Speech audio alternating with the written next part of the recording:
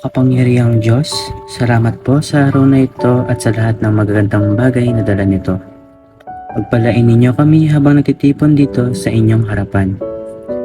Tulungan ninyo kaming matuto, lumago at maging mabait sa isa't isa. Pagnabayan ninyo kami ng inyong pag-ibig at karunungan habang kami nagkakasama. Amen. Magandang hapon mga bata. Ako nga po pala si Ate Nizea and Michelle. Pero pwede niyo po akong tawagin na Ate Z kasi masyado po talagang mahaba yung pangalan ko. Isa po akong mag-aaral ng City College of Angeles at nandito po kami ng mga ate at kuya ninyo dahil meron po kaming community immersion ng NSTP. Ano nga po ba yung community immersion? Ang community immersion po ay ang pagbibigay serbisyo sa isang komunidad. Ang proyekto po namin na to ay may isang layunin na tulungan kayo at turuan kayo katulad ng kung paano nga ba alagaan ang sarili at pakikipagsama po sa ibang tao. Sana ay magustuhan ninyo ang mga palaro, ang mga inihanda na pasabog ng mga ate at kuya ninyo. At sana din ay matuto kayo at dalhin ninyo kung ano nga ba ang magiging experience ninyo sa community immersion na to. Okay? Magandang buhay mga bata at maraming salamat Ate Z. Ako nga pala si Raymar Tumamak pero pwede niyo akong tawagin Kuya Ray. Marahil nagtataka kayo kung bakit online ang aming proyekto ngayon. Dahil po ito sa nangyayaring sobrang init or extreme heat, kaya hindi po napayagan o nabigyan ng permiso ang aming grupo na mag-proceed on-site. Pero, hindi ito hadlang upang ipagpatuloy ang aming nasimulang programa para sa inyo. At hindi na tayo magpapaligoy-ligoy pa, sisimulan na natin ang ating agenda ngayong umaga. Ang layunin ng proyektong ito ay magbigay ng kaalaman at mag-udyok sa mga batang katulad nyo na may edad na 4 hanggang 6 na taong gulang tungkol sa kahalagahan ng impormasyon at edukasyon at upang mas lalong palawakin ang mga aspeto ng edukasyon sa inyong mga buhay. Ang proyektong ito ay naglalayon din sa kahalagahan ng pagpapalaki ng mga individual na may buo at malawak na alaman na hindi lamang magaling sa akademiko, kundi mayroon ding matatag na moral o values at pagkakaroon ng pakiramdam ng responsibilidad sa isang komunidad. At isa pa sa mga layunin ng aming proyekto ay ang pag-aaral. Pagbibigay sa mga individual ng iba't ibang paraan upang palakasin ang kanilang tiwala sa sarili at magkaroon ng positibong pananaw sa buhay upang maging isang epektibong tagapagpasya at mapabuti ang kanilang mga relasyon sa iba.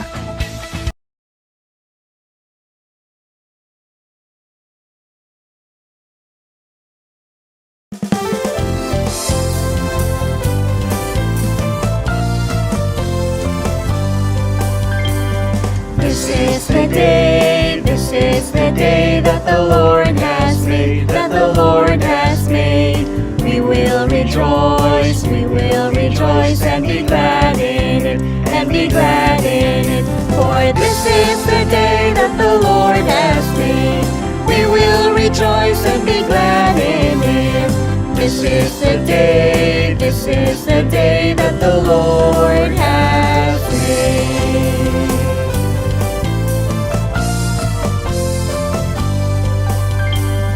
This is the day that the Lord has made, that the Lord has made. We will rejoice and be glad in it, and be glad in it. For this is the day that the Lord has made. We will rejoice and be glad in it. This is the day that the Lord has made.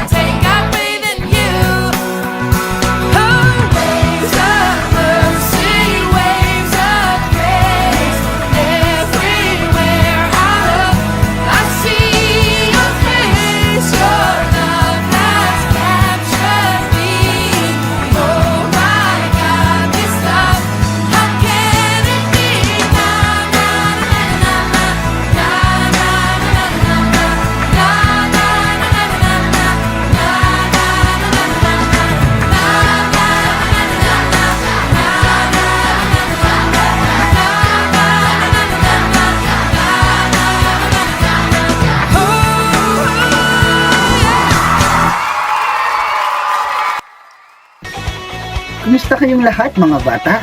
Na-enjoy nyo ba ang video presentation ng ating mga ate at kuya?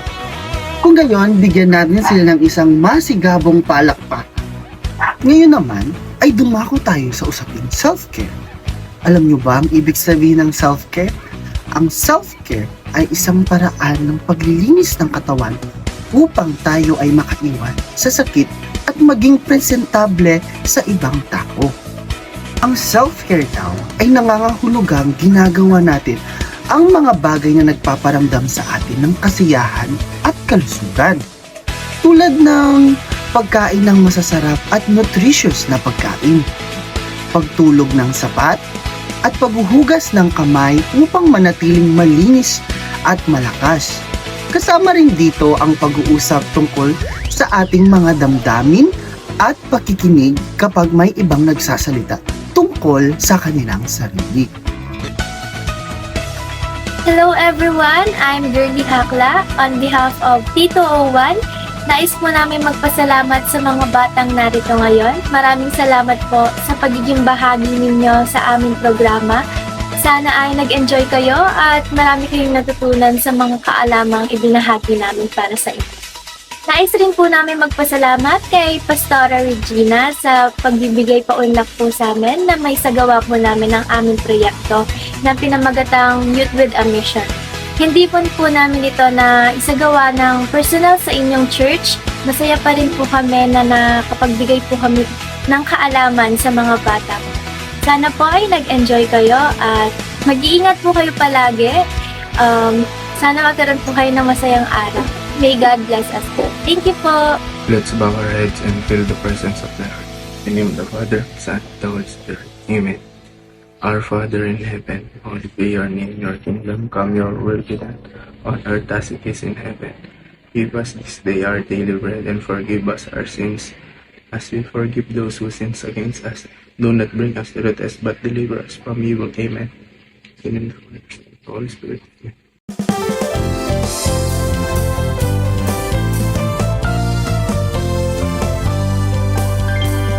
This is the day that the Lord has made, that the Lord has made. We will rejoice and be glad in it, and be glad in it. For this is the day that the Lord has made. We will rejoice and be glad in it. This is the day that the Lord has made.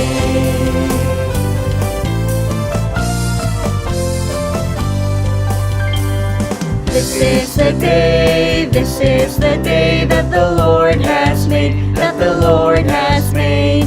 We will rejoice and be glad in it, and be glad in it. For this is the day that the Lord has made. We will rejoice and be glad in it. This is the day